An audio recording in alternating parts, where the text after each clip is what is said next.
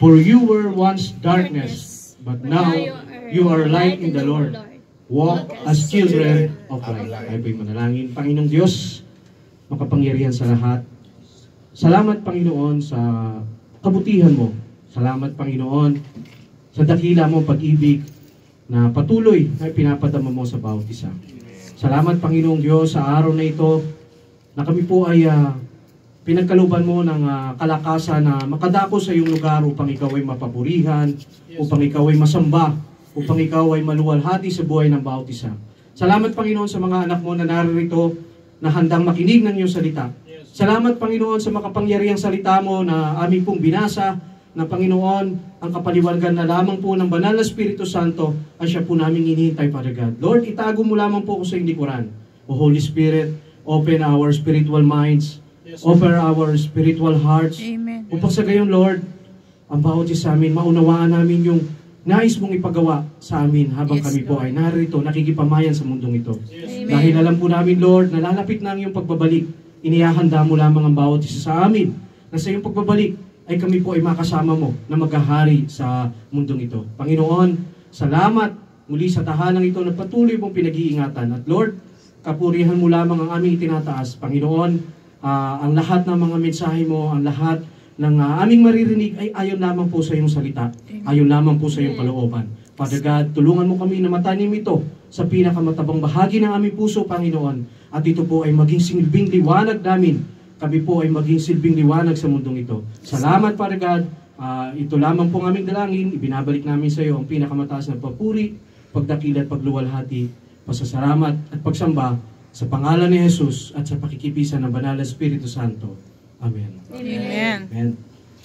So, amen. Ang ating pong objectives, ang sabi po sa ating objectives is to awaken every Christian to live normal Christian life with their lights on. So, di ba? Baka mamaya natutulog na yung ating mga ilaw is nakakalimutan na nating sindihan.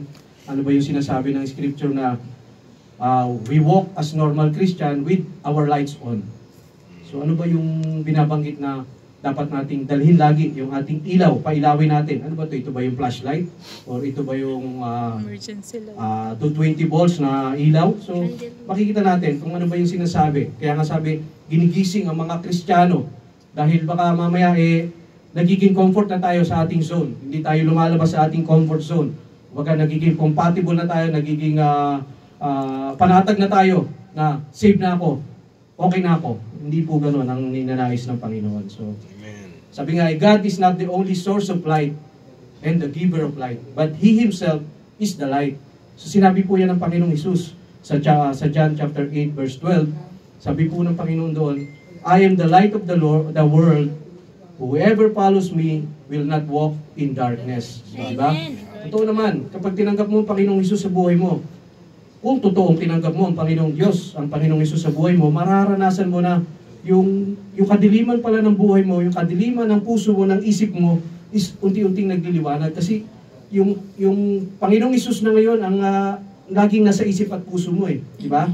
Kaya nga ang Panginoong Hesus, nung dumating siya sa lupa, is ganoon na lang yung kanyang concern sa mga taong nagkasala, yung sa mga taong nalayo sa kalooban ng ating Diyos. Dahil ayaw niyang maparusahan kasi alam ng Panginoong Hesus kung anong kahihirap na ng ating kaluluwa kung tayo ay wala sa Panginoon. So, gaano ba kaliwanag yung ating Panginoon? Sabi nga po dito, He is our physical light and the metaphoric light.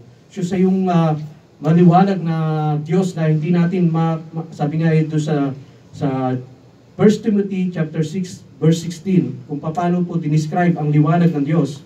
Sabi nga, who alone is immortality, who dwells in an approachable light. Sabi, unapproachable light, hindi mo kayang lapitan, hindi mo kayang tingnan. So sabi nga, whom no one has ever seen or can see. Ganyan po i-describe yung kaliwanagan ng Diyos. Diba? Sabi nga, He is also the metaphoric light providing us the model character and ministry.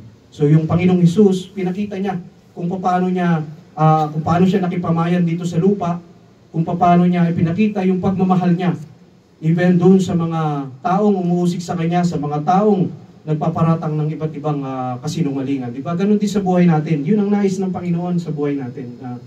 na although napakaraming mga negative na ibinabato sa atin, mga kasinungalingan, is dinanais ng Lord na patuloy yung ating character is to be Christ-likeness, di ba? So, yun nga, yung ating yung ministeryo ng Panginoong Hesus na iniiwan niya sa atin is dapat din nating gawin. Kumilos tayo, huwag tayong maging komportable lang sa ating buhay. Dahil marami nga ang aanihin at kukunti ang mag-aani. So, kita nyo, kukunti tayo kasi marami pa ang ayaw gustong lumapit sa Panginoon. Sabi nga, the light of God provides us with understanding and enlighten us about His divine purpose and will for us. So ano ba yung purpose natin? Diba? Akala natin noon, yung purpose ng buhay is ganun lang. Mag-aaral ka, nung bata ka pa, nung 2 years old pa ako, naalala ko. Praise the Lord. Naalala mo pa yun, Pas? Praise God. Lalabas ka lang, kakain ka lang, maglalaro ka sa labas. Babalik mo na. Ang dungis-dungis mo, wala kang pakialam sa mundo. Kung nagkakaisip ka na, laging sinasabi ng magulang natin, mag-aaral ka, tulungan mo yung sarili mo, mahirap lang tayo. Akala natin, ganun lang yung buhay na mag-aaral ka, no, katapos ka, or kung hindi ka makatapos, magtatrabaho ka. After mo magtrabaho, mag-aasawa ka, mag-aanak ka ulit. So, cycle lang ng life eh. Di ba? Tatanda ka, mamamatay ka. Ganun lang. Sabi, i-prepare mo yung bahay mo, okay na, patuloy mo yung bahay ko. Pagtanda ko, meron na akong mapagpapahingahan. So, yun ang purpose na akala natin, doon lang umiikot yung buhay ng tao. So, hindi pala, once nung, kasi, di ba, alam ko naman, lahat tayo is nando sa dating pananampalataya na hindi itinuro kung ano ba yung magiging kahihinatnan ng kaluluwa natin after ng buhay natin dito sa lupa. Di ba? Naisip ba natin yun nung hindi pa tayo tumatanggap sa Panginoon? Diba? Okay na ako, may trabaho na ako eh. May bahay na ako. Siguro mamamatay na ako ng payapa. Parang ganun yung katwiran ng iba. Pero hindi pala. Yung purpose pala ng Lord sa buhay natin is to bring back us into His divine order. So divine order, gagamitin tayo ng Diyos na tayo mismo ay tatawagin ng Panginoon upang sa gayon ay magiging tulay tayo ng kaligtasan sa iba. Di ba? Kung tayo hindi pa nakakatanggap sa Panginoon, ano ba yung buhay natin? Lagi nating isipin yung ano ba yung naging buhay natin before at ano yung kapwa natin na wala pang relasyon sa Diyos, ano ba yung kahihinat ng kanilang buhay? Di ba? Darating ang panahon na sabi sa Revelations na pinag-aralan natin last month, darating ang Panginoon at darating yung tribulation. So, dapat pagbalik ng Panginoon is makasama tayo na i-rapture kasi talagang binabanggit ng Revelations na napakahirap ng dadanasin ng maiiwan sa panahon na yon. So right now, habang maaga pa and we are here, we are blessed na nakakapakinig ng salita ng Panginoon, piniprepare tayo ng Lord. Amen. Iniumpisahan ng Lord sa atin kasi paano mo i-share yung salita ng Lord kung sa sarili mo is hindi mo nababago yung sarili mo, yung mindset mo, yung puso mo. Yan ang unang babaguhin ng Lord, yung puso mo. Kasi Amen. sabi nga ng Matthew, the abundance of the heart, the mouth will speak. Amen. Kung ano yung nalalaman ng puso mo, yun minsan na hindi mo napipigilan na sasabi mo. Kaya kung Amen. pag-ibig yung nasa puso mo, is pag-ibig, di ba?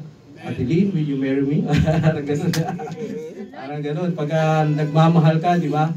Kung ano yung pagmamahal mo sa asawa mo, sa girlfriend mo, o sa girlfriend mo, nung girlfriend mo pa, is nag-uumapaw, di ba? Kaya, yun ang unang binabago ng Diyos sa puso na sa isang tao, yung puso niya, and then yung ating mindset. Diba? Amen. So,